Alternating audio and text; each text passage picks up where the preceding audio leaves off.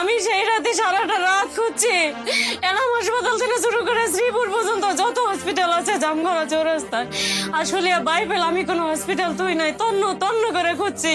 মোবাইলের flash light দিয়ে অলিতে গলিতে খুঁজছি, অথবা গুলি লাগে কোথাও আছে, অথবা কোনো ট্রেনে পড়ে আছে, অথবা কোনো রাস্তার পাশে পড়ে আছে, কোনো বিল্ডিং এর পাশে পড়ে আছে। আমি মোবাইলের লাইট শেষ হয়েছে, অন্য মোবাইল দিয়ে খুঁজছি, কিন্তু আমার সন্তানকে সারাটা রাত আমি কোথাও পাই নাই।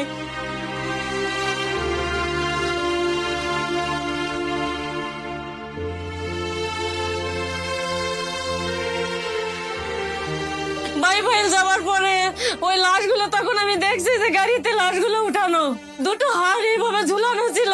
সেই সজলের যে জুতা ছিল, সেই জুতা ঠিক এরকম একটা ঝুলানো, কিন্তু কেউ এরকম কাজ করলেই ছাই হয়ে নিচে পড়ে যাবে। কিন্তু জুতার যে মডেলটা আমি দেখে শান থেকে জড়াই ধরছে, বাবারে আর সজলকে কোথাও খুঁজতে হবে না, দেখো ওর পায়ের হাড়ের সাথে ওর জুতাটা আছে, সজলকে এখানে পাওয়া যাবে, আর কোথাও খুঁজতে হবে না, এরকম জুতা আর কারো নেই।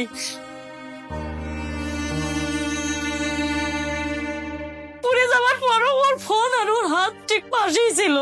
হয়তো ফেসবুকে জানাতে চাইছে যে আমাকে মেরে ফেলতেছে, আমাকে পুড়িয়ে দিচ্ছে, কেউ আমাদের বাঁচাও, কিন্তু সে সুযোগটা ওকে দেওয়া হয় নাই। তার মধ্যে পেট্রোল ঢেলে আগুন জ্বালিয়ে দেওয়া আছে।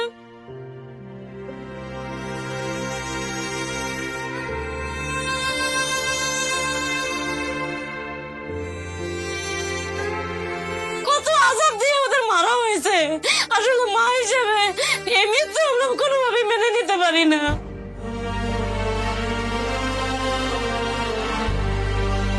ওকে 6 সন্তানকে পুড়িয়ে মারা হয়েছে।